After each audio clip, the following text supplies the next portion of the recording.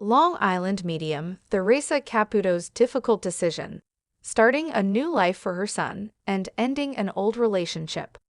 Popular television personality and Long Island medium Theresa Caputo has recently found herself at the center of controversy over an important family decision. He remarried his son, Larry Caputo Jr., and made it clear to his ex-wife, Leah Munch, that she no longer had a place in the family. Theresa said, "You will never come to our house again, and you will not disturb my son in any way. If you try to do that, I will be forced to take legal action." Theresa's drastic move is part of her desire to ensure her son's happiness and peace of mind. Sources close to the family say that Larry Jr. has been under a lot of stress from a previous relationship, and Theresa wants to create a new, stable, and peaceful life for her son as a mother. Theresa Caputo had spent years guiding strangers through messages from the other side. But now, it was her own family's future that needed clarity, not from spirits, but from strength, conviction, and a mother's love. Her son, Larry Jr., had recently gone through a turbulent breakup with Leah Munch, a woman he once thought he'd spend his life with. The relationship had left emotional scars, constant arguments, manipulation, and a toxic aftermath that haunted him long after the final goodbye.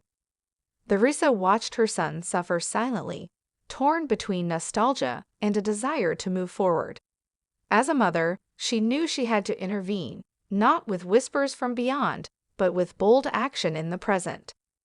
One morning, after a quiet cup of coffee on the porch, Theresa made a decision. She sat Larry Jr. down and told him, "I want you to live your life with joy, not fear. It's time to let go of the past." The next week, she arranged for Larry Jr. to move into a new home on the outskirts of Long Island. A peaceful neighborhood, surrounded by trees, far from the chaos of old memories. She even introduced him to someone new, a kind-hearted art teacher named Rachel, who had recently moved into town. But the past came knocking. Leah attempted to reconnect, claiming she had changed. That's when Theresa made the call. "You will never come to our house again," she said firmly over the phone. "You will not disturb my son in any way. If you try, I will take legal action." It wasn't out of hatred, it was out of protection. Theresa knew the cost of ignoring pain, and she wasn't going to let her son pay it again. As spring turned to summer, Larry Jr. slowly found happiness again. He smiled more, laughed louder, and walked with a sense of peace that Theresa hadn't seen in years.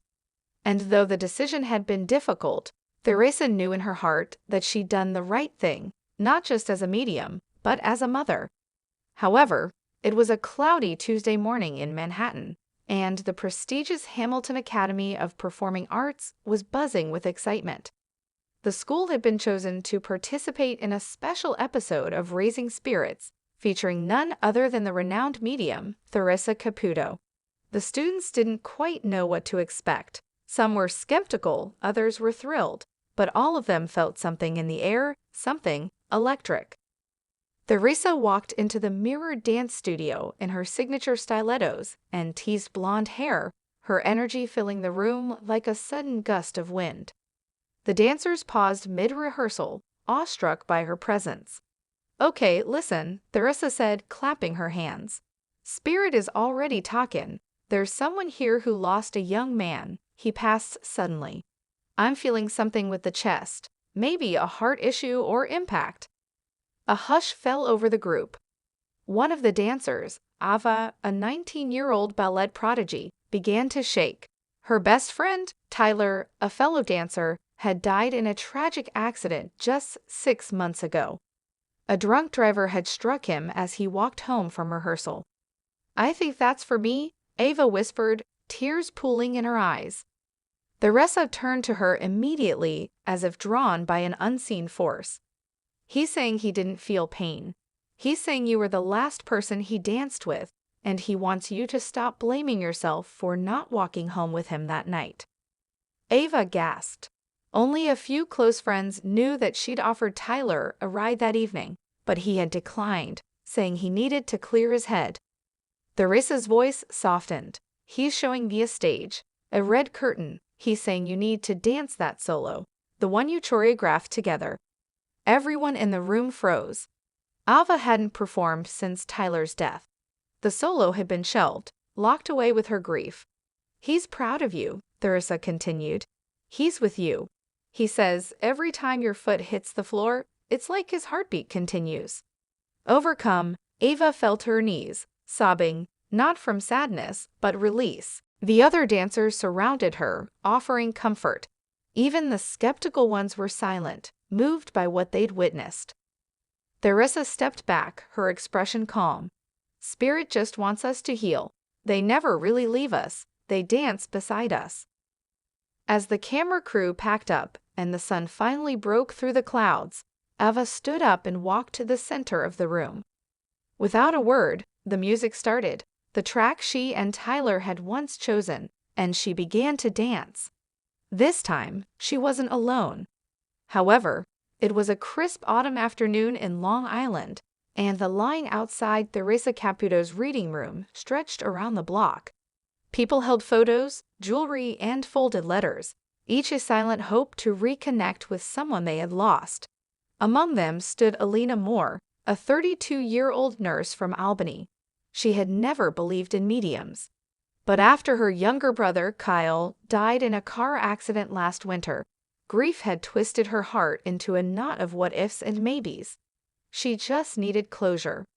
Alina was the last appointment of the day. Theresa, dressed in a glittery top and sky-high heels, welcomed her with a warm hug. The room smelled faintly of lavender and candle wax. As soon as Alina sat down, Theresa's eyes fluttered shut, and her fingers trembled lightly. "Oh, honey," Theresa said suddenly, "I have a young male spirit here. He's loud, he's full of energy, and he says, 'Tell my sister I'm still singing in the shower.'" Alina froze. Kyle used to sing loudly and horribly in the shower every morning. Theresa chuckled. "He's making me hear Bohemian Rhapsody off-key. You used to bang on the bathroom door, didn't you?" Tears filled Alina's eyes. "Yes, every single morning." Theresa's expression turned serious. "He says he didn't fall asleep at the wheel. He says someone tampered with the brakes." Alina's jaw dropped. The official report had ruled it an accident, but Kyle had called her 2 days before his death, saying something didn't feel right with his car, and that someone at work had threatened him over a report he filed. "I'm getting the name Marcus. And a wrench? Did Kyle work in a garage?" Alina nodded slowly. "He was a mechanic. Marcus was his manager." Theresa leaned forward. "Kyle says, you were right to keep my notebook. He wants you to turn it in to the police. There's something in there, a code or a number." Alina gasped. She had kept Kyle's work notebook. It was full of notes about faulty parts, fake invoices, and a list of VINs. Suddenly, Theresa's voice shifted again, softer now. "He says he's sorry for missing your birthday. He was planning something big. A trip. You were supposed to go to Ireland together." Alina broke down. They had always dreamed of visiting their grandparents' hometown in Galway. It was booked. Kyle had died 3 weeks before the flight. Theresa reached out and took Alina's hand. "He's showing me green hills and a tree by the ocean. He says, I'll be there when you go. Just look for the white feather." The reading ended with a quiet goodbye. Alina walked out trembling, but not from fear, from truth, from connection. That night, she opened Kyle's notebook and finally noticed a hidden flap in the back cover. Inside, taped to the lining, was a USB stick labeled "For Alina." Months later, with Kyle's notes and the USB contents handed over to the police, Marcus was arrested in a fraud investigation that went deeper than anyone imagined. And when Alina finally flew to Ireland the following spring, she took a walk along the cliffs of Moher. Just as she stood under a wind-swept tree near the water, a white feather drifted down and landed on her shoulder. She smiled. "Thanks, Kyle," she whispered. However, it was a rainy Tuesday afternoon in Long Island when Theresa Caputo felt the familiar tingle down her spine, a spirit trying to reach her. She had just returned home from her morning readings, intending to relax, but Spirit had other plans. She sat on her couch, closed her eyes, and whispered, "Okay, sweetheart, what do you want to say?" A rush of emotion hit her, sadness, longing, but also peace. A name echoed faintly, Emily, and then a desperate cry from the other side, "Tell them I'm okay. Tell them I see them. Tell them I never left." The next day, Theresa met with the Graysons, a quiet couple in their early 50s, who had requested a private session. They looked exhausted, not just from the sleepless nights, but from the 2-year ache of loss since their daughter Emily passed away in a tragic car accident. After a few moments of silence, Theresa spoke. "There's a young woman stepping forward. She's showing me sunflowers. Does that mean anything to you?" Mrs. Grayson gasped. Emily loved sunflowers. She had them painted on her bedroom wall. "She's also talking about a song, 'You Are My Sunshine.'" Theresa smiled gently. "She says you used to sing it to her when she was little." Tears rolled down Mr. Grayson's face.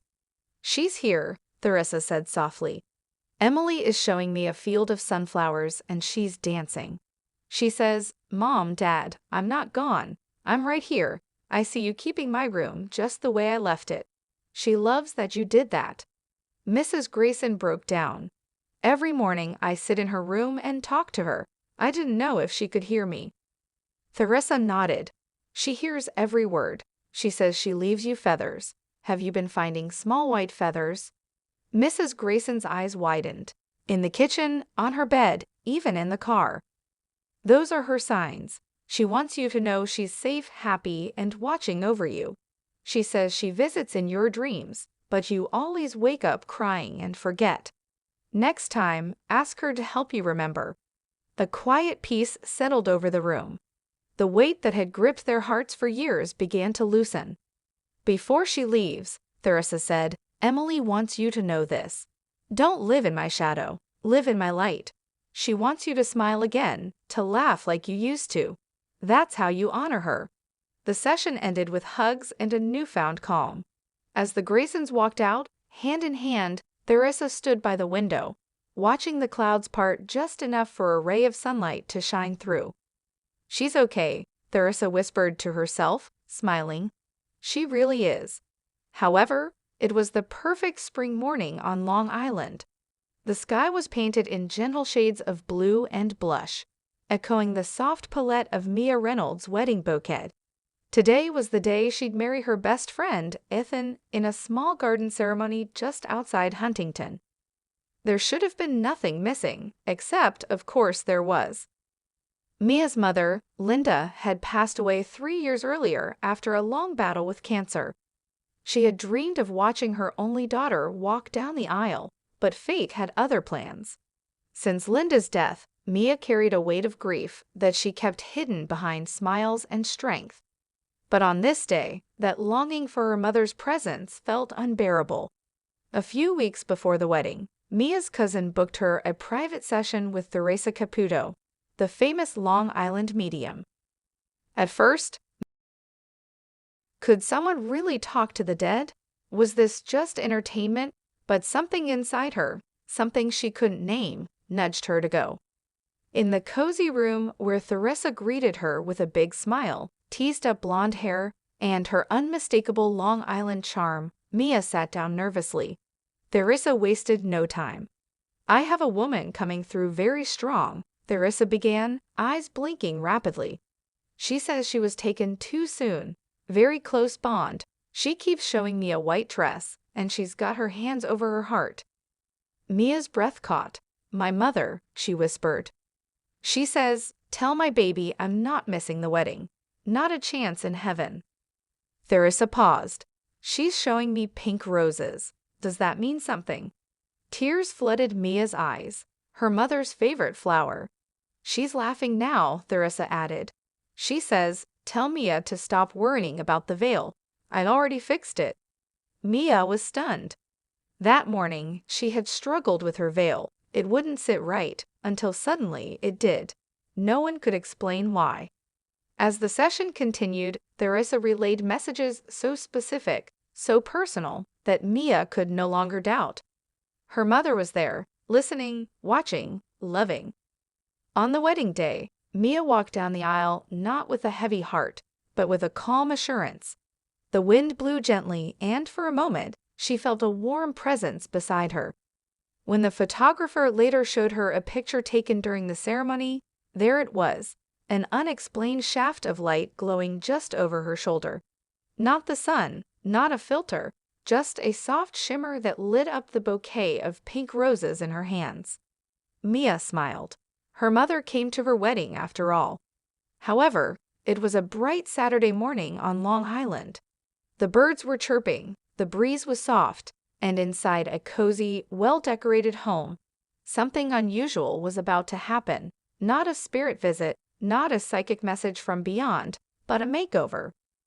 Theresa Caputo, the Long Island medium, known for her big hair, sparkling personality, and uncanny spiritual readings, sat on a stool in front of her vanity mirror, sipping coffee. Her daughter, Victoria, an accomplished makeup artist and hairstylist, entered the room with a wide grin and a bag full of beauty tools. "Ma, it's time," Victoria said, setting down her curling iron and brushes like a surgeon preparing for an operation. "Time for what?" Theresa raised an eyebrow, suspicion clear on her face.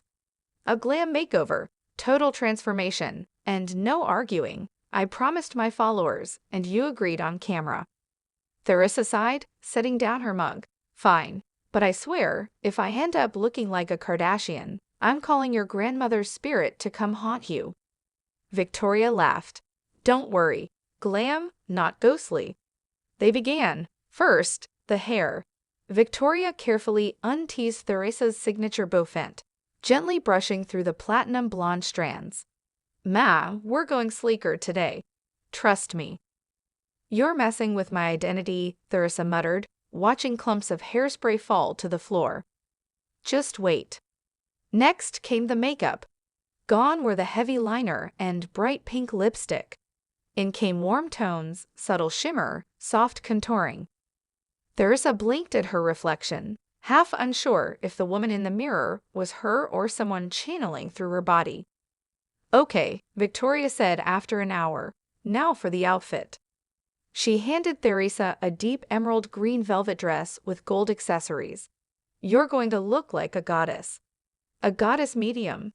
Theresa chuckled. "This better not scare the spirits." Finally, with everything done, Victoria spun the chair around. Theresa stared at herself. For a full minute, she said nothing. "Ma?" Victoria asked, suddenly nervous. Theresa stood up, smoothing the dress, tilting her head. "Wow, I look like I could give messages from heaven and walk a red carpet." Victoria beamed. "You look beautiful. It's still you, just a glam you." "Let me call Larry. He needs to see this." Later that day, they posted the transformation video on social media. The fans went wild. Messages poured in. "Theresa, you look amazing." "Victoria did an incredible job." "Can you do a spirit reading while contouring next time?" Theresa smiled as she read the comments. Maybe change wasn't such a bad thing, especially when done by the people you love. As the sun set, Theresa turned to her daughter. "Thanks, honey. This was fun, but next time I get to give you a reading during a pedicure." Victoria laughed. "Deal."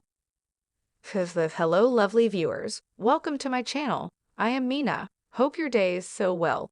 If you like the video, don't forget to subscribe the channel.